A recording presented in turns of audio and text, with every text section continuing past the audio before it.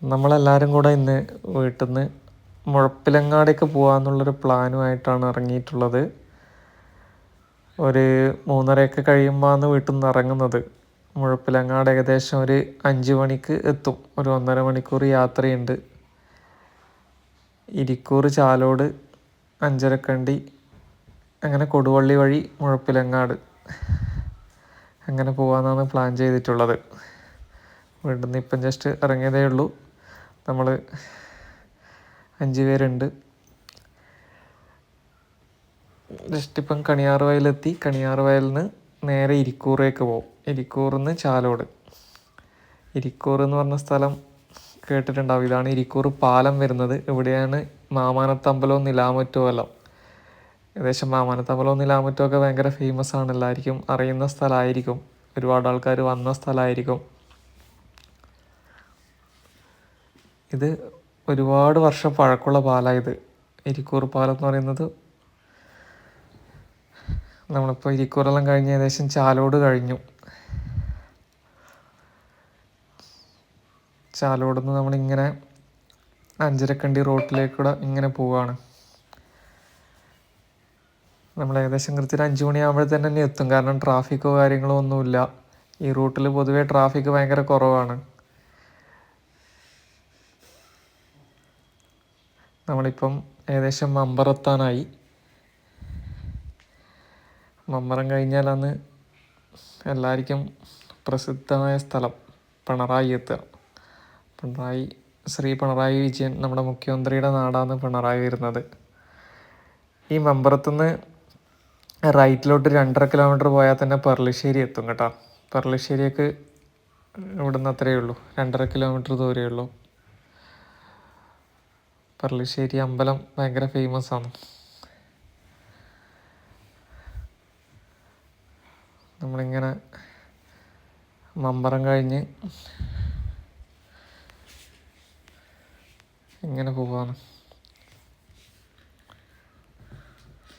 വൈകുന്നേരം ഒരു 5 മണിയെല്ലാം ആകുമ്പോഴത്തേനും അവിടെ ബീച്ചിൽ നല്ല അത്യാവശ്യം തിരക്കും ആൾക്കാരും എല്ലാം ഉണ്ടാവുമെന്നാണ് വിചാരിക്കുന്നത്. മുഴപ്പിലങ്ങാട് ഇപ്പോൾ ഏകദേശം 35 കോടീൻ്റെ ഒരു പ്രൊജക്റ്റ് നടക്കുന്നുണ്ട്. ഒരു ബീച്ച് റിനോവേഷനുമായി ബന്ധപ്പെട്ടിട്ട് നമ്മുടെ ടൂറിസം വകുപ്പ് മന്ത്രി ശ്രീ മുഹമ്മദ് റിയാസിൻ്റെ ഒരു ഫണ്ടിൽ നിന്ന് ഒരു 35 കോടിയോളം ബീച്ചിന് വേണ്ടിയിട്ട് പാസ്സായിട്ടുണ്ട്. നമ്മളിങ്ങനെ പിണറായി കഴിയാൻ പോവുകയാണ്. ഇവിടെ തന്നെ ലെഫ്റ്റ് സൈഡിലായിട്ടാണ് മുഖ്യമന്ത്രിയുടെ വീടൊക്കെ വരുന്നത്.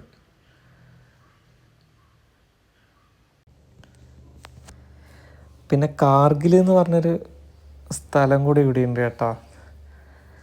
നമ്മൾ ഈ പോകുന്ന വഴിക്ക് തന്നെയാണ് കാർഗിൽ എന്ന് പറഞ്ഞ സ്ഥലം വരുന്നത്.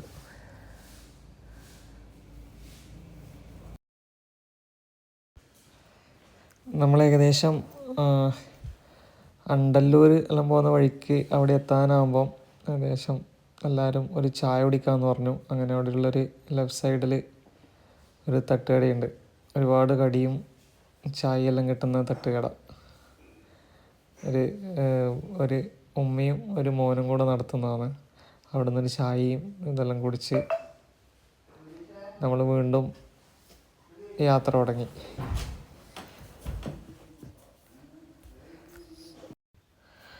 പുതിയ നാഷണൽ ഹൈവേയിലേക്ക് നമ്മൾ കയറി. 6 വരിപ്പാത ഇങ്ങനെയാണ് ഉണ്ടാവുക പുതിയ ഹൈവേ വരുന്നത്. ഇവിടുന്ന് കുറച്ചും കൂടെ മുന്നോട്ട് പോയിട്ട് ലെഫ്റ്റ് എടുത്തു കഴിഞ്ഞാൽ നമ്മൾ ബീച്ചിലേക്ക് എത്തും. ബീച്ചിൽ അത്യാവശ്യം നല്ല തിരക്കായിട്ടുണ്ടാവും. ഇപ്പം മുഴപ്പിലങ്ങാട് ബീച്ച് ഏകദേശം എല്ലാവർക്കും അറിയുന്നത് തന്നെയാണ്. ഏഷ്യയിലെ തന്നെ ഏറ്റവും വലിയ ഡ്രൈവിംഗ് ബീച്ചാണ് മുഴപ്പിലങ്ങാട് ബീച്ച് വരുന്നത്. ഈ കാണുന്ന ലെഫ്റ്റിലോട്ട് കയറി കുറച്ച് ഒരു 4 കിലോമീറ്റർ മുന്നോട്ട് പോയി കഴിഞ്ഞാൽ, റെയിൽവേ ക്രോസെല്ലാം കഴിഞ്ഞൊരു 4 കിലോമീറ്റർ മുന്നോട്ട് പോയി കഴിഞ്ഞാൽ നമ്മൾ ബീച്ചിലേക്ക് എത്തും. ഒരു മാക്സിമം ഒരു 4 കിലോമീറ്ററൊക്കെ ഉണ്ടാവുള്ളൂ. ഇവിടുത്തെ ഈ റോഡ് കുറച്ചൊരു ഇടുങ്ങിയ റോഡാണ്.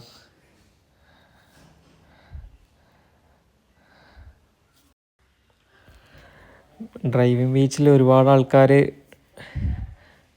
അത്യാവശ്യം നല്ല ആൾക്കാർ വണ്ടി പഠിക്കാനും കാര്യങ്ങൾക്കും എല്ലാം ഇവിടെ വരുന്നുണ്ട്. സ്റ്റിയറിങ് ബാലൻസിങ്ങിനെല്ലാം അത്യാവശ്യം പറ്റിയ സ്ഥലമാണ് ഇത്. പക്ഷേ അതിനൊക്കെ രാവിലെ വരുന്നതായിരിക്കും നല്ലത്, കാരണം വൈകുന്നേരമൊക്കെ അത്യാവശ്യം നല്ല തിരക്കാണ് ഇവിടെ വരുന്നത്.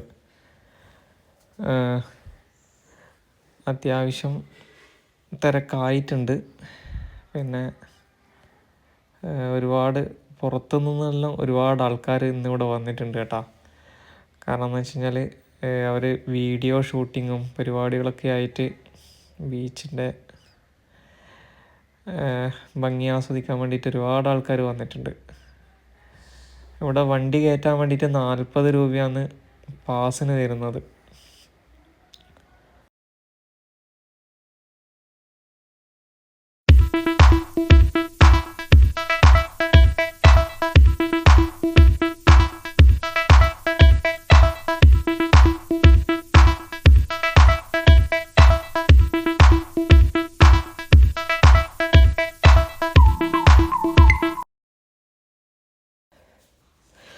വൈകുന്നേരം ബീച്ചിലെത്തിയിട്ട് ഡ്രൈവ് ചെയ്യുന്നവർ ഭയങ്കരമായിട്ട് ശ്രദ്ധിക്കണം. കാരണം വെച്ചാൽ ഒരുപാട് കുട്ടികളും ആൾക്കാരൊക്കെ ഇതിലിങ്ങനെ ബീച്ചിൽ കളിക്കുകയും അതുപോലെ തന്നെ സൺസെറ്റെല്ലാം നോക്കിയിട്ട് നടക്കുകയെല്ലാം ചെയ്യുന്നുണ്ടാവും. ചെറിയ കുട്ടികൾ പെട്ടെന്ന് അങ്ങോട്ടേക്കും ഇങ്ങോട്ടേക്കും എല്ലാം ഓടുകയും മണ്ണ് വാരി കളിക്കുകയും എല്ലാം ചെയ്യുന്നുണ്ടാവും. അപ്പോൾ ഇവിടെ ഡ്രൈവ് ചെയ്യുന്നവർ വൈകുന്നേരം ശ്രദ്ധിക്കണം, അപകടം പെട്ടെന്ന് ഉണ്ടാകാനുള്ള സാധ്യതയുണ്ട്. രാവിലെ ഇത്രയും ആളുണ്ടാവില്ല, രാവിലെ കുറച്ച് തിരക്കായിരിക്കും. വൈകുന്നേരം സന്ധ്യ ആകുന്നതോടെ ഭയങ്കര ആൾക്കാരായിരിക്കും. ഇപ്പം ആൾക്കാർ കുറച്ച് കുറവാണ്, ആൾക്കാരെത്തി തുടങ്ങുന്നേ ഉള്ളൂ, ആൾക്കാരിലായി വരുന്നേ ഉള്ളൂ, വണ്ടിയൊക്കെ വരുന്നേ ഉള്ളൂ. നമ്മളൊരു 4:45 ആകുമ്പോഴത്തേനും എത്തീന് ഇവിടെ. 5 മണിയാകുമ്പോഴത്തേനും 5 മണിയാകുന്നതിന് മുന്നേ എത്തീന്. അതുകൊണ്ടാണ് കുറച്ച് ആൾക്കാർ. ഒരു 6:30-7 മണിയൊക്കെ ആകുമ്പോഴത്തേനും ഭയങ്കര ആൾക്കാരാണ് ഇവിടെ. അതുപോലെ തന്നെ ഒരുപാട് ടൂറിസ്റ്റ് ബസ്സുകളൊക്കെ വരുന്നുണ്ട്. അപ്പോൾ എല്ലാവരും ശ്രദ്ധിച്ച് വണ്ടി എടുക്കുക. Okay, thank you.